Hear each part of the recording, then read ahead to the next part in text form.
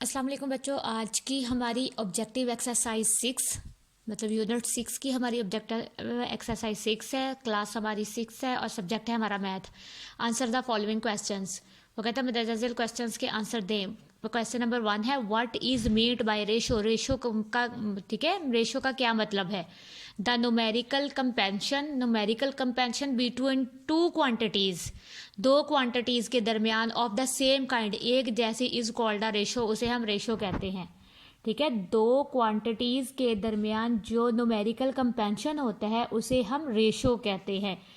ठीक है, आपको आपका क्वेश्चन नंबर 2 है डिफाइन द प्रोपोर्शन। प्रोपोर्शन को डिफाइन करें आप। प्रोपोर्शन जो होता है शोज द रिलेशन, ये रिलेशन शो करता है ऑफ इक्वालिटी, बराबरी का, ऑफ टू रेशोज, दो रेशोज के दरमियान। ठीक है, प्रोपोर्शन जो है दो रेशोज के दरमियान इक्वालिटी के ताल्लुक को शो करता है। अब क्वेश्चन नंबर 3 है आपका what is meant by the extreme of a proportion. ठीक है, एक्सट्रीम ऑफ अ प्रोपोर्शन कौन से हैं। ठीक है, तो first and fourth element in a proportion. ठीक है, फर्स्ट और फोर्थ एलिमेंट जो होता है ऑफ अ प्रोपोर्शन उसको हम कहते हैं एक्सट्रीम प्रोपोर्शन। क्या कहते हैं उसे हम? Extreme proportion. बच्चों मतलब पढ़ा, हमें आपको एग्जाम्पल से समझा देती हूँ। ये एग्जाम्पल है, आपने याद रखना है, ये पार्ट नहीं है इस क्वेश्चन का। ठीक है, ये जस्ट आपको समझाने के लिए है कि अगर 1:2 प्रोपोर्शन, ठीक है, 2:3 है, तो ये फर्स्ट एंड फोर्थ एलिमेंट जो होगा वो आपका एक्सट्रीम प्रोपोर्शन होगा। ठीक है, वो क्या होगा आपका? एक्सट्रीम। ये आपकी एक्सट्रीम प्रोपोर्शन होगा। तो first and fourth element in a proportion. अब है बच्चों हमारा क्वेश्चन नंबर 2 है फिल इन द ब्लैंक्स। हम fill in the blanks book से करेंगे। वो कहता है the simplest form of ratio. ठीक है, जो सादा सी शक्ल होती है रेशियो की इज द सेम होती है as the lowest form of a fraction, और ये सबसे लोएस्ट फॉर्म होती है फ्रैक्शन की।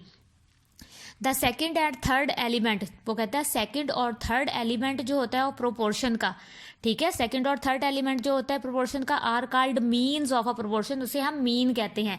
ठीक है, फर्स्ट और फोर्थ वाला जो एलिमेंट होता है वो आपका एक्सट्रीम हो गया, और ये दो दरमियान वाले दो होते हैं ये आपके मीन होते हैं। ठीक है, ये आपके क्या है? मीन है।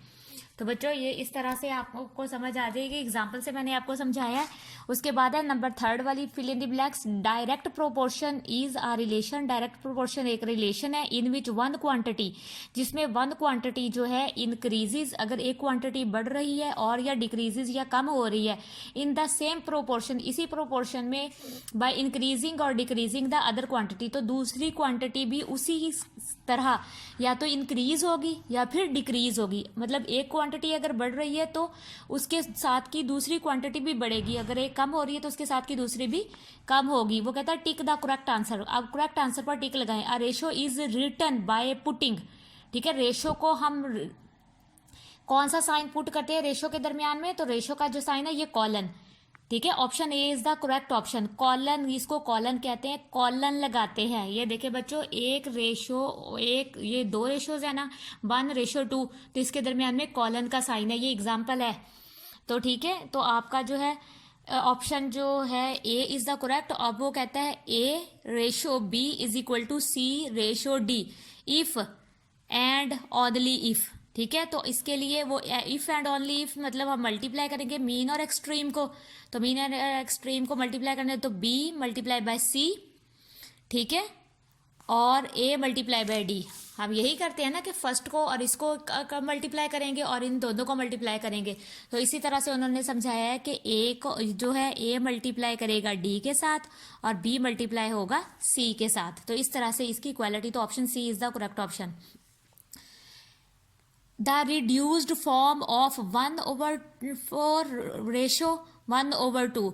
तो जो 1/4 रेशो 1/2 3 का क्या होगा? तो देखिए बच्चों, अब जब हम इसको डिवाइड करेंगे तो 2 आ जाएगा, 2 2s are 4 और 2 1s are 2, 2 आ जाएगा। तो 1/2 रेशो जो है ये वाला, ठीक है, 1/2 रेशो जो है इज द करेक्ट ऑप्शन।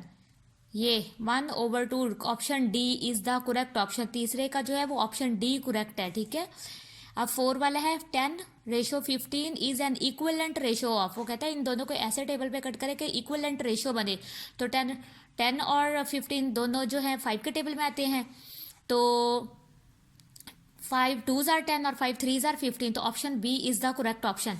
तो इसमें जो है वो ऑप्शन बी जो है वो करेक्ट ऑप्शन है, ठीक है।